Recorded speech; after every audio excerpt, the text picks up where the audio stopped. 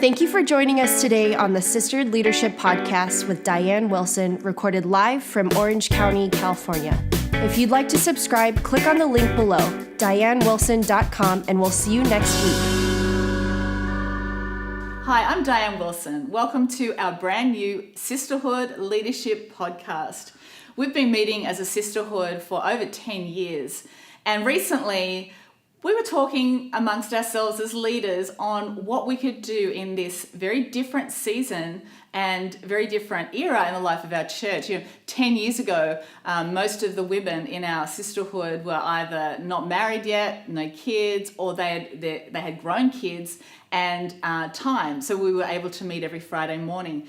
Well, recently I was looking at how many people were able to come on a Friday morning and how many weren't. And it just seemed like crazy for us to not make some changes so that we could reach more women and help more women develop in their leadership. So we're excited about this new leadership podcast, including different leaders every single week. We're having a conversation. There's going to be questions asked and answered. And my heart is to make everything practical, because leadership has got to apply to our real life, not just in theory. And so thanks for joining us. And we really hope that you enjoy this month as we focus on, of course, our Bible, which we love. We call it the Bible Book Club. And Bible in a year is amazing. This is my 17th year around the block. And of course, this month we're focusing on one of my resources, It's Time, and this is a leadership book. So thanks again for being with us and hope you enjoy. So this week I have with me a beautiful young lady called Becky Kim, not Kim Becky, right? People call you by your last name. Yeah. Right. I want to say, I remember the first time I hadn't met you yet. I had seen you because you're beautiful, and you're young, and you were coming to Sisterhood on Friday mornings while we were still doing that every week, and you had a confidence about you that was unusual, and I was wondering who on earth you were, because I'm like, you were kind of new to my world, and I hadn't yet had time to get to know you, and I'm still getting to know you, but I just thought, isn't it fantastic when God brings along, well, for me as a leader, brings along amazing leaders who had grown their life maybe in a different area or a different setting, and because in the kingdom times change, people move, and it's really awesome to have your caliber of leadership at your age to be part of our Newport Sisterhood. And tell us about your upbringing, because you're a pastor's kid. I am a pastor's kid. So I have 3 older siblings. I actually was a little bit of an oops baby. And my parents had me later on in their marriage, and they were kind of in the peak of their ministry when I was in elementary school. So I moved every 2 years until high school following them. And my dad was a very strong pastor figure and teacher and professor, and we lived in Korea for a little bit, and back in the States, back into Korea, and I went to boarding school at a really young age. So from 5th grade to 8th grade, I was in 2 different boarding schools, and so it was a very, in some sense, tumultuous upbringing, because I didn't have a rooted community, and I just had to adjust every 2 years, again and again, new friends, new city, new location. And that did wear on my faith, but I knew every day, at the end of the day, I was a Christ believer. I believed in him, but practicing and walking through the Christ follower and disciple, or being a disciple, that whole process took its own course and journey, and finally has, in a sense, come to that full commitment when I started coming to Newport Church. That's awesome. So, how old are you? I'm 26. 26? Yeah. Okay, so even though that upbringing was, at the least it's unusual, not everyone has that story, but it did mature you in certain areas of your life, and I like that. I think the fact that you have not lived in a bubble, it was a different setting, and boarding school's not a bubble by any stretch, but as a pastor's kid, you were not just raised without having any interaction with the world, and I think I know my kids, when we moved over here, I had a choice. Actually, I thought I was going to homeschool them. That was really funny. Hey, no laughing in the audience. Thank you. There's a few people here, but no. I couldn't have done that because, Yeah. you know, they would have killed me and I would have probably killed myself. I'm really kidding about that. Yeah. But I sent them to school and I sent them to the local public school and has it been a challenge to release them to the world? I released them to Jesus. And, you know, I felt the Holy Spirit tell me very distinctly when I went to look at the high school that when my boys are about to start, because I'm thinking, is this like, am I throwing them, like, is this really bad parenting right now? Is this going to be the worst decision I ever made? And I really felt the Holy Spirit say, I sent them here too, not just me and my husband. So, you know, they've got a great grasp on life and, you know, people have sometimes asked me, you know, are you grooming your kids for the ministry? And I don't even really know what that means. Honestly, I don't know what that means. All I know is my job is to raise them and train them in the ways of the Lord. And then, you know, what does the Bible say? That when they're older, they won't depart from it. Even if they do a detour. No, it's true. I completely agree. And I think I've, you know, being the youngest of 3 older siblings who are way older, there's a huge age gap, 13, 12, and 7 years. I was able to observe their life and the ways that they had chosen, you know, their own lifestyle and falling away, stepping outside the church, outside of practicing their faith.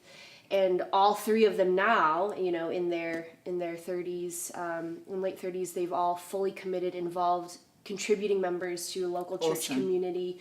And that's part of their testimony, and it's just the mystery of God's wisdom and how he shapes every person in their own life story. So, and I've had that in my own life too, but you're totally right. I mean, I think my parents so desired for us to become pastors or some form of missionary or ministers, and we each do in our own way, but you know, God is the one who ultimately unfolds that. And if we're obedient in that, then we're able to touch whoever he's called us to touch in our sphere of responsibility. So I love how much my daughter Bella loves you. Love her. She loves lots of people, but like you know, there's a couple of girls that, you know, but she loves that you're smart and that she can have a conversation because she's super smart. Yeah, she is. She can, right. You know, have a really intelligent conversation, have lots of fun, and the fact that you're both, you know, pastors' kids, but you're normal. Is really good. Normal sometimes. normal sometimes. Okay, so one of the reasons I wrote It's Time was for our sisterhood, but the good thing is this book now is 5 years old. It was written over the first 5 years, or the content was collated for the first 5 years of sisterhood, but you weren't part of that first 5 years. So for you to be able to catch up on our foundation, this has been a good tool for you. And I know you have been, with some of our other younger women, actually been doing book club with this. So do you have a specific thing that you think would be a helpful question that somebody else might have that we can talk about now?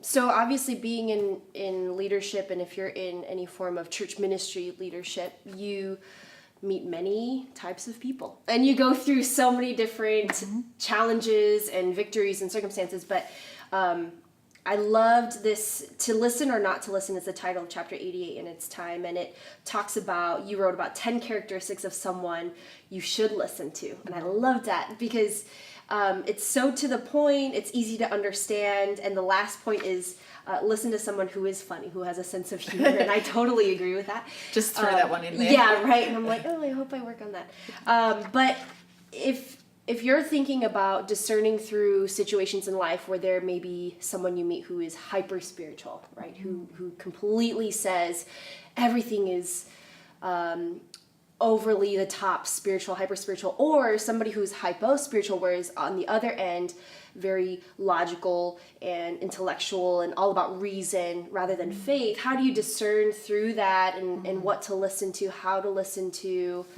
I think that would be really helpful to know how you think through that. Yeah, and this every single chapter, every word in this book literally came out of experience in our leadership, and we had a lot of content because, you know, when we were new, we planted the church with a few people, and then all these people started to come to our church. Many were getting saved. People were coming because they weren't plugged into a local church and they decided to come, or they'd moved from out of state. And so here we had this blended family, really.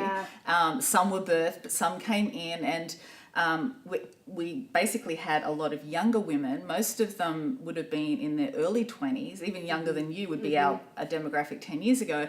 And then some of the mamas would come to church as well. And what I was observing was how much the mothers wanted to, not all of them, but just some, hyper and hypo, because hyper is like just not real, off the chart, just like spiritualizing everything, and hypo is like no faith for anything. So it's like, I watched both of it, and I was just observing, okay, what do I do with this blend? This is a full-on blend, and to try and create harmony and like synergy and unity was interesting. So I pretty much had to get the younger girls aside, and as I was discipling them, explaining to them, okay, who do we listen to? Because I would watch some well-intended too. Well, like some of these older women, like their intention was right.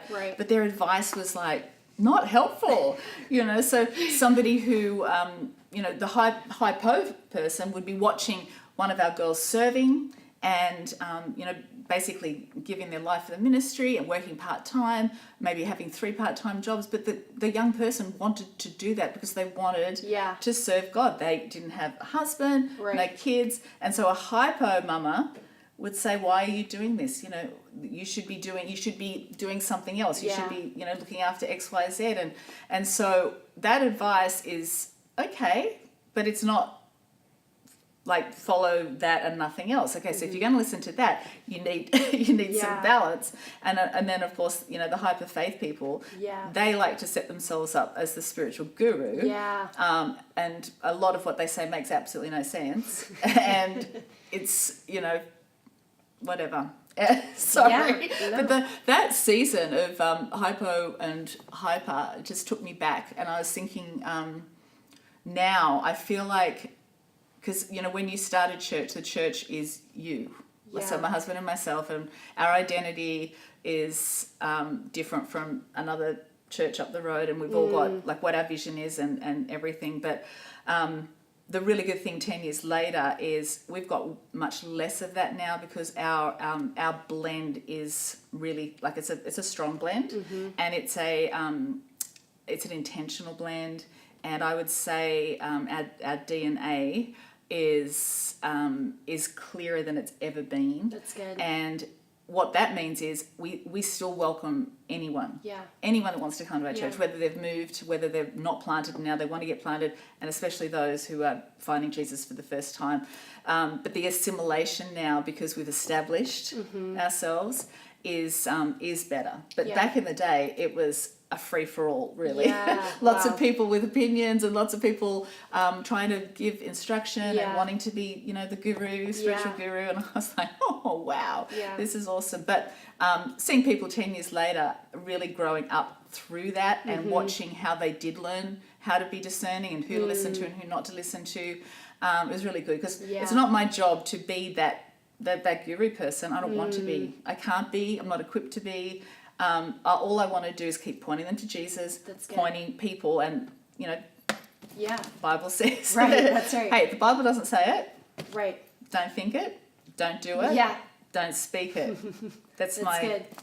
That's really good. My little theory. Yes. Kind of like segueing to chapter 91. It talks about truth time, and I'm just going to read a quick quote here. She writes, we have raised our kids to understand that their worst truth is better than their best lie.